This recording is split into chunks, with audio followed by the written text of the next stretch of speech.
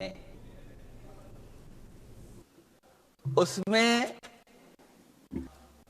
मान सम्मान के लिए संगठन में कितनी नारी हैं ये बताओ। और इनका क्योंकि पिछले कई वर्षों से ये सरकार में है और मैं सुन रहा था माननीय मंत्री जी को मैं सुन रहा था, उन्होंने बहुत सारे योजनाएं, सारे कार्यक्रमों की जानकारी दी। लेकिन अगर हम दुनिया देखें, जेंडर इक्वलिटी में हम कहां खड़े हैं? हम 146 में 127वीं जगह पर खड़े हैं। और अगर हम इनके खुद के सरकारों को देखें अगर, तो अध्यक्ष महोदय इनके 21 जगह सरकारें हैं।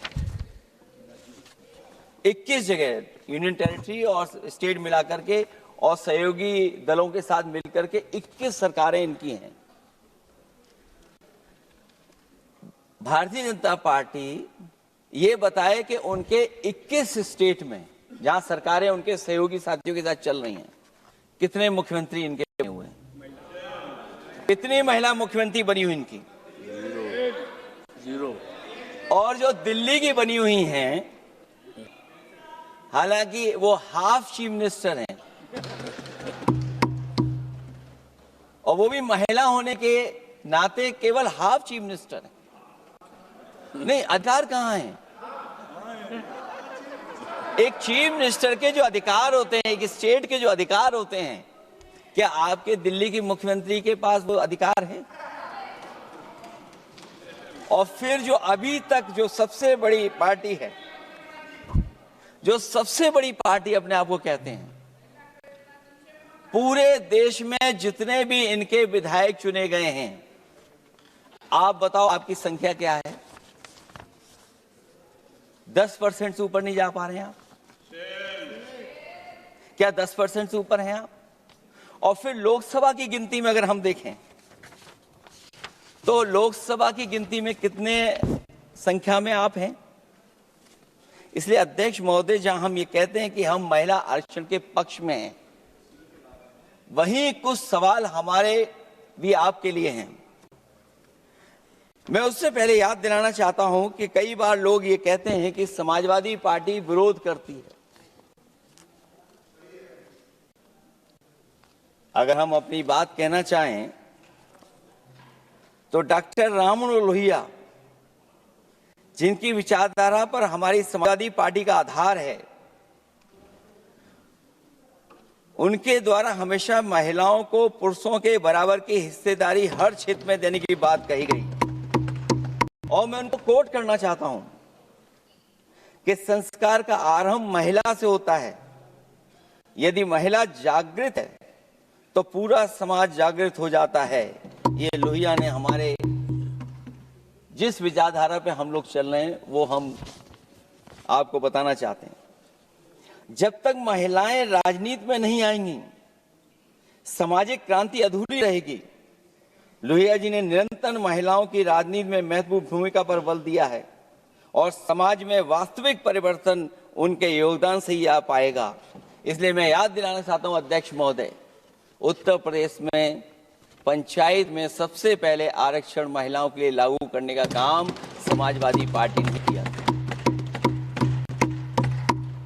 तो जहां महिलाओं के पक्ष में है उनके आरक्षण के, वहीं हमारा सवाल यह भी है कि जल्दीबाजी क्यों है? आखिरकार महिला आरक्षण के नाम पर जल्दीबाजी क्यों है भाजपा के अंदर? सच तो यह है कि भाजपा जनगणना को टालना चाहती है और जनगणना को टालने का मतलब है कि जाति जनगणना को टालना चाहते हैं। और जाति जनगणना इसलिए टालना चाहते हैं क्योंकि वो आरक्षण का सवाल उठेगा।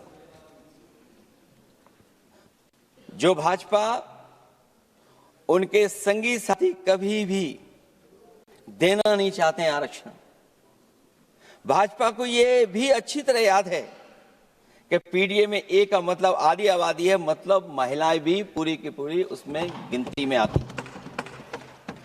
एक बड़ा चुनावी सच ये भी है कि भाजपा की चुनावी घपलेबाजी अब पूरी तरह से भंडाफोड़ हो गई है। जो एसआईआर आप लेकर के आए थे अध्यक्ष महोदय, उत्तर प्रदेश में हम लोगों ने बड़े करीब से देखा एसआईआर। वो कहने को तो एसआईआर था, लेकिन सच्चाई में वो एनआरसी का रूप था। और एसआईआर के मामले में जिस तरीके से वोट काटने का काम शुरू हुआ, मैं बधाई देना चाहता हूं अपने पीडीएफ प्रहारी और संगठन के लोगों को जिन्होंने वोट बचा लिया। जब पहली गिनती में हम लोग बचाने में कामयाब हो गए तो अध्यक्ष महोदय भारतीय जनता पार्टी फॉर्म 7 को लेकर के आई और फॉर्म 7 उन्होंने ऐसे बांटना शुरू किया, उस घपले को भी हम लोगों ने पकड़ लिया। और जब उस घपले को पकड़ा तो पता लगा फॉर्म 7 बंद हो गया उत्तर प्रदेश में। फॉर्म 7 से कोई वोट काटा नहीं गया। अध्यक्ष महोदय, जो फॉर्म 7 काटने के लिए जिससे दस्तखत कराए थे भारतीय जनता पार्टी ने, उस व्यक्ति को दस्तखत करना भी नहीं आता है।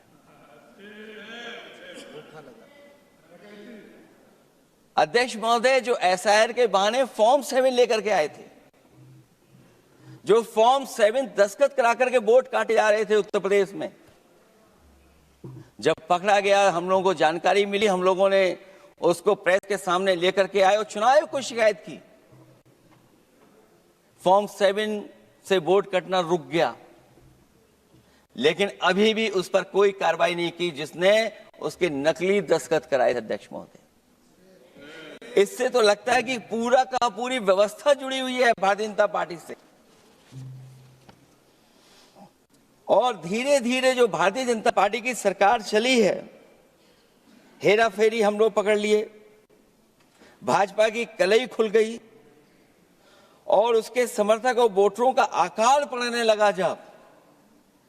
तब भाजपा निराशा के इस दौर में उभरने के लिए बिल लेकर के आ रही है। ये भारतीय जनता पार्टी का जो वोट कम हो रहा है, असली लक्ष्य अध्यक्ष महोदय वोट है, सत्ता में रहना है, इसलिए आरक्षण को लेकर के आए हैं। भाजपा की यही राजनीतिक चाल रहती है। जब पुराने लोग ये समझ जाते हैं कि भाजपा किसी की सगी नहीं है, तो हर बार भाजपा कुछ नए लोगों को अपने लुभाने जुमलों में फंसाती है।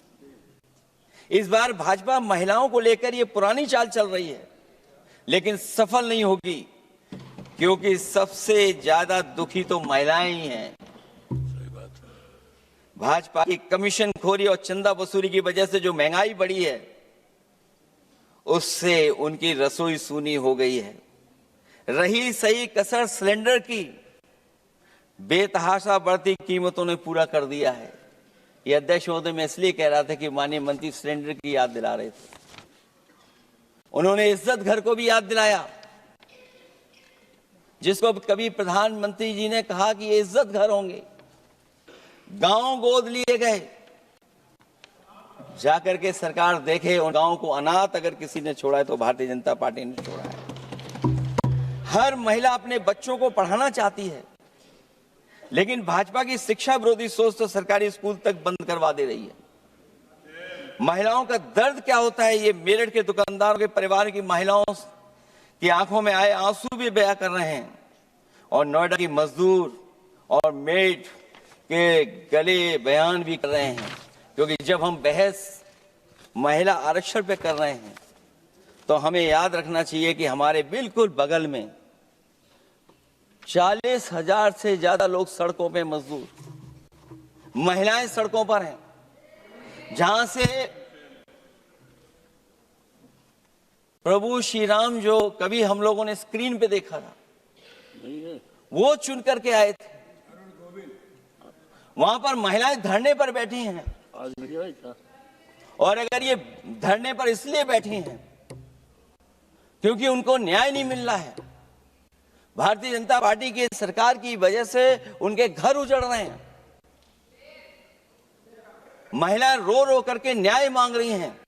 तो मैं कहना चाहता हूं अध्यक्ष महोदय सरकार से कि अगर ये बिल इतना ही सही है तो इसे मेरठ नोएडा की पारिवारिक और कामगार महिलाओं के बीच बैठकर घोषित किया जाए कि उनके लिए इसमें क्या क्या होने जा रहा है।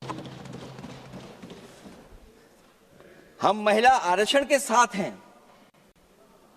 और उस भाजपाई चालबाजी के खिलाफ हैं जो एक साजिश के तहत की जा रही है। भाजपाई और उनके संगी साथी देश की सबसे बड़ी आबादी के वर्ग मतलब पिछड़े वर्ग की महिलाओं के बारे में चुप्पी साधे बैठे हैं। ये बात अध्यक्ष जी समझ में नहीं आ रहा है, क्योंकि जब हम लोग प्रधानमंत्री जी को सुनते थे तो वो ये कहते थे कि हम पिछड़े वर्ग से आते हैं, हम आप जैसे ही हैं, पिछड़े हैं। लेकिन जब आरक्षण की बात हो रही है तो पिछड़ों की संख्या इसमें कितनी है, हमें उम्मीद है कि सरकार इस पर जरूर बात अपनी रखेगी। ये संशोधन के नाम पर जो जल्दबाजी दिखा रहे हैं, दरअसल उसके पीछे भाजपाइयों की मंशा है कि जनगणना न करनी पड़े, क्योंकि अगर जनगणना करनी पड़ेगी तो जातिवार आंकड़े भी देने पड़ेंगे और जातिवार आरक्षण भी। ये भाजपा का एक बहुत बड़ा षड्यंत्र है जिसमें जनगणना आधारित प्रसीमन को नकार कर पिछड़ों का अधिकार लूटा जा रहा है। ये लोकतंत्र के खिलाफ खुफिया लोगों की गुप्त योजना है जो अब तक स्वीकार नहीं, जब तक प्रक्रिया के साथ हम लोग स्वीकार कभी नहीं कर सकते जब तक इसका लागू करने का तरीका ठीक ना हो। अगर पिछड़ों की आबादी कम से कम अगर हम गिन लें कि 70%, 80% से ज्यादा है, अध्यक्ष महोदय, अगर हम उनको 66% मान लें तो इनकी आबादी कम से कम पिछड़ों की 33% होगी, आधी आबादी की जनसंख्या, जिनके हक की बात तो है ही नहीं इसके अंदर। इसका मतलब यह हुआ कि पिछड़े वर्ग की 33% महिलाएं, उनको हक देना नहीं चाहते ये लोग, हक उनका छीनना चाहते हैं। और फिर जो डिलिमिटेशन का साथ साथ लेकर के आए हैं, ये डिलिमिटेशन क्या है अध्यक्ष महोदय? ये डिलिमिटेशन है कि इलेक्टोरल मैप को बदल दें।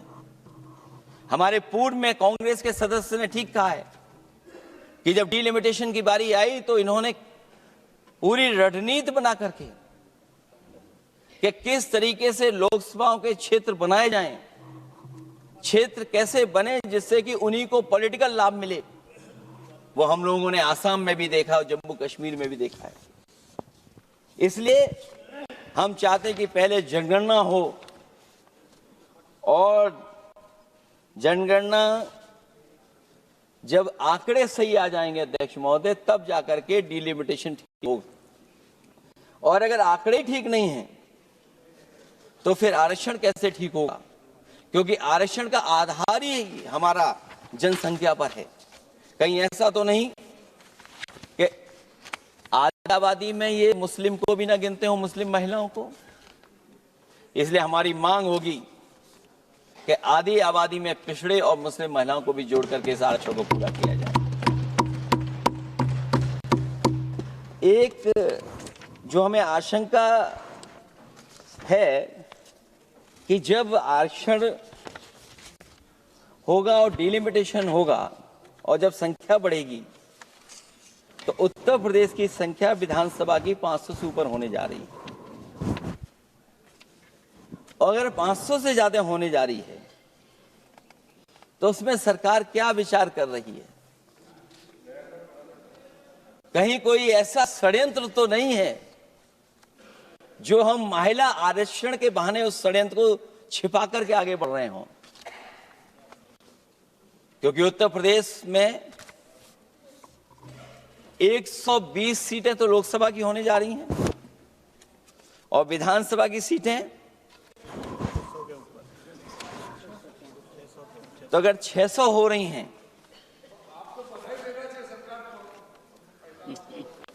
अगर 600 हो रही हैं तो कहीं ऐसा तो नहीं अध्यक्ष महोदय उसमें भी कोई साजिश षड्यंत्र हो?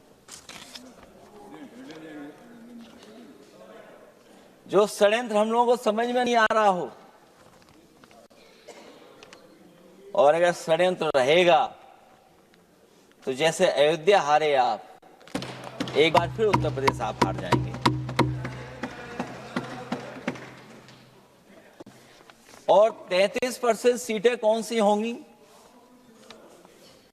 आप अगर सीट रिजर्व कर देंगे, कॉन्स्टिट्यूंसी रिजर्व हो जाएगी, तो अध्यक्ष महोदय ये महिलाओं के बीच ही कंपटीशन करा देंगे।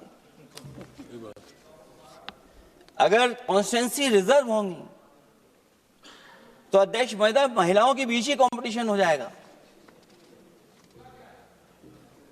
क्योंकि वो अध्यक्ष महोदय वो माननीय सदस्य कह रहे हैं कि वो तो होना चाहिए, वो सास बहू वाली तो हार गई हैं आपकी।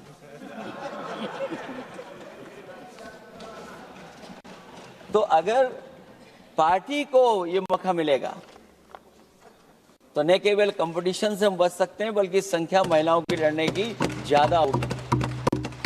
ये महिलाओं को ज्यादा नहीं लड़ने देना चाहते हैं चुनाव, इसलिए कॉन्स्टिट्यूंसीज को रिजर्व कर रहे हैं। अध्यक्ष महोदय, हमारा पक्ष, हमारी मांग है कि ये जो लागू हो आरक्षण वो पार्टी को मौका मिले, पार्टी लड़ाए उनको, पार्टी संख्या तय करे।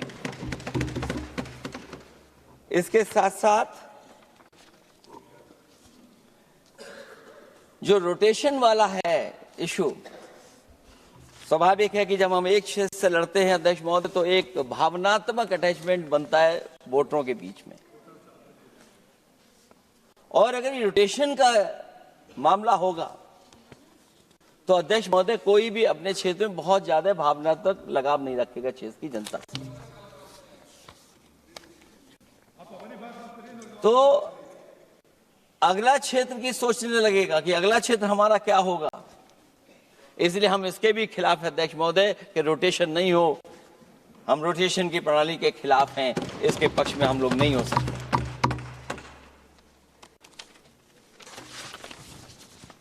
इसलिए अध्यक्ष महोदय हमारी मांग होगी कि पहले सेंसस कराए, जनगणना कराई जाए, और अगर ये जनगणना नहीं कर रहे हैं तो इसका मतलब धोखा दे रहे हैं, क्योंकि पुराने बिल में जो हम लोगों ने बात देखी और रखी थी उस समय वो यही था कि जनगणना करा करके महिला आरक्षण बिल आएगा, लेकिन ये लोग 2011 का लेकर के आ रहे हैं। इसका मतलब इनकी पूरी तैयारी है कि कौन सा लोकसभा क्षेत्र कैसा होगा। इनके गुप्त लोगों ने वो कहीं ना कहीं नक्शा बना करके रखा होगा, जिसको आरक्षण पास होते ही, बिल पास होते ही लागू करने की कोशिश करेंगे। और जो और सुधार होने चाहिए महिलाओं के, जो सुधार होने चाहिए उन सुधारों पे इसमें बिल में कोई विशेष योजना या विशेष बात नहीं हो रही है। बिना उनके लिए लाभ पहुंचाए, सशक्तिकरण किए, शायद हम पूरा उनको हक नहीं दे पाएंगे। मैं अध्यक्ष महोदय आपसे यही निवेदन और अपील करूंगा कि पिछड़ों को, माइनॉरिटी को, खासकर मुस्लिम महिलाओं को आरक्षण दिया जाए। जो सेंसस से ये दूर भाग रहे हैं वो इसीलिए भाग रहे हैं क्योंकि जाति जनगणना की मांग उठेगी, और अगर जाति जनगणना की बात उठेगी तो आरक्षण की बात और उठेगी। हमें उम्मीद है कि हम लोगों की बात मान करके सरकार उस पर विचार जरूर करेगी। जब हम आरक्षण देना चाहते हैं तो बिना पिछड़ा, बिना मुसलमानों के शायद हमारा जो लक्ष्य है महिला आरक्षण का वो पूरा नहीं होगा। इन्हीं शब्दों के साथ आप सबका बहुत बहुत धन्यवाद।